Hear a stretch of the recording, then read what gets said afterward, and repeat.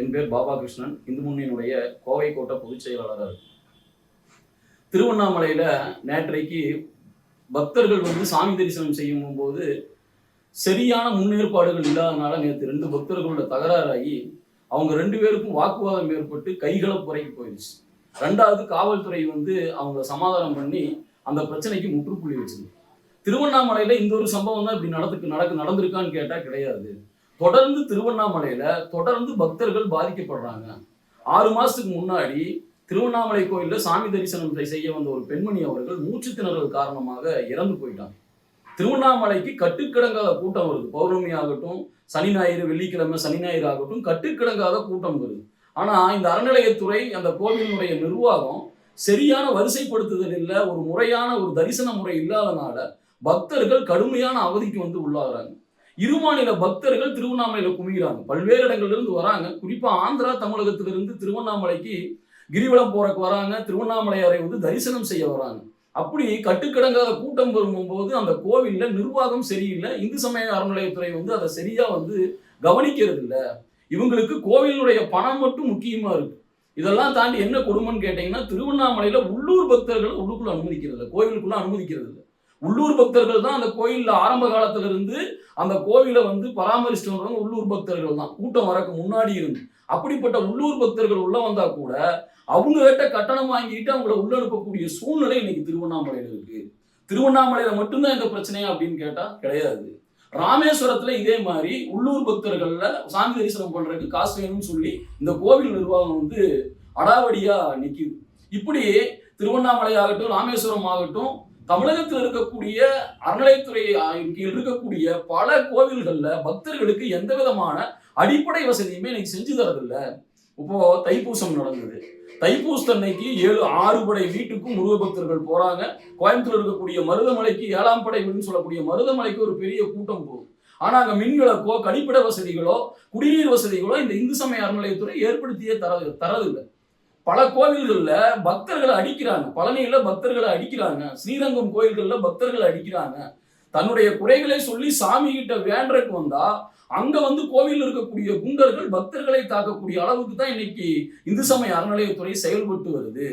இப்போ கும்பாபிஷேகம் நடந்தது பேரூர் கோயில்ல, கோயம்புத்தூர்ல பேரூர் கோயில்ல ஒரு கும்பாபிஷேகம் நடந்தது. அதே போல மருதமலையில கும்பாபிஷேகம் நடந்தது.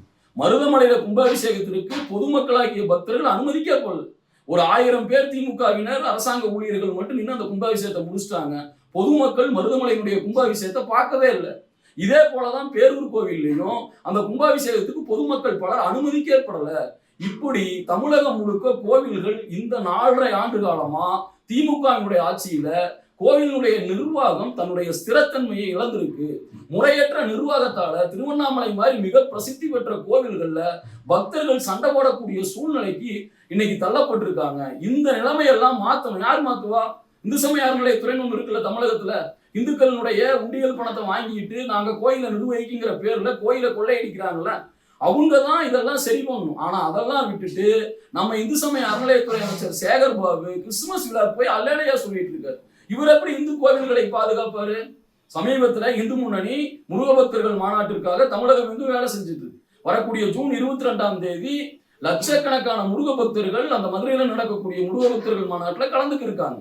இவர்கிட்ட போய் முருக பக்தர்கள் மாநாட்டில் நீங்க கலந்துக்குவீங்கன்னு கேட்டா, இது உண்மையான முருக பக்தர்கள் நடத்துற மாநாடு இல்ல, நாங்க நடத்துனதுதான் உண்மையான முருக பக்தர்கள் மாநாடு அப்படிங்கிறாரு. இவங்க ஒரு முருக பக்தர்கள் மாநாடு நடத்தினாங்க. திமுக அதனுடைய லட்சணத்தை நம்ம பல சமூக வலைத்தளங்கள்ல பார்த்தோம். 2000 சேர் போடப்பட்டிருந்தது, 1000 இருக்கைகள் காலியா இருந்தது. யாராரோ வந்தாங்க, யாராரோ போனாங்க. இவர் முருக பக்தர்கள் யாருன்னு எங்களுக்கு சர்டிபிகேட் கொடுக்கக்கூடிய நிலைமைக்கு இன்னைக்கு இருக்கு. இந்த முருக பக்தர்கள் மாநாட்டை தடுக்கிற வேலையெல்லாம் சேகர் பாபு விட்டுட்டு முருக பக்தர்கள் மாநாடு பொதுமக்கள் பல பேர் வரப்போறாங்க, அதற்கான வேலைகளை பார்க்கறத விட்டுட்டு இது எப்படி நடக்கும்? பல லட்சக்கணக்கான முருக பக்தர்கள் வந்தா தமிழகத்திற்கு நல்லது, இதெல்லாம் விட்டுட்டு முருக பக்தர்கள் மாநாட்டுல யாரும் கலந்துக்க மாட்டாங்கன்னு சொல்லி அறநிலையத்துறை அமைச்சர் சேகர் பாபு அவர்கள் பேசுறாங்க. இப்போ பொதுவா நம்ம சொல்ல வர கருத்து என்ன அப்படின்னு சொன்னா, கோவில்கள் அரசாங்கத்தினுடைய பிடியில, அறநிலையத்துறையினுடைய பிடியில சிக்கி சீரழிஞ்சிட்டு இருக்கு. இதை பாக்குறது இல்ல. அவசர கதியில கும்பாபிஷேகம் நடத்துறாங்க. எந்த விதமான அந்த முன்னோர்கள் சொல்லக்கூடிய ஒரு கும்பாபிஷேகம் என்னென்ன பண்ணணுமோ அதெல்லாம் எதுவுமே பண்ணாம அவசர கதியில பல கோவில்களுடைய கும்பாபிஷேகம் நடைபெறுது. ஏற்கனவே நான் முன்னாடி சொன்ன மாதிரி பிரசித்தி பெற்ற பல கோவில்கள்ல பக்தர்கள் கடுமையான அவதிக்கு உண்டாகக்கூடிய ஒரு சூழ்நிலை வருது. நான் முன்னாடி சொன்னேன், திருவண்ணாமலையில மாசத்திற்கு ஒரு பிரச்சனை, பக்தர்களுக்கான பிரச்சனை, சாமி தரிசனம் பண்றதுல பிரச்சனை, கூட்டமா நின்னா அதை முறைப்படுத்தி இவங்க விடுறதுல இவ்வளவு பிரச்சனை திருவண்ணாமலையில் இருக்கு, மற்ற பிற கோவில்கள்லையும் இருக்கு. அதனால இந்த நிலைமை மாறணும் அப்படின்னு சொன்னா அறநிலையத்துறை, இந்து சமய அறநிலையத்துறை நம்ம மதத்தையும் நம்மளுடைய பண்பாட்டையும் கலாச்சாரத்தையும் கேவலப்படுத்துற இந்த திமுக கைவசம் இருக்கக்கூடிய இந்து சமய அறநிலையத்துறை கோவில்களை விட்டு வெளியேறணும்.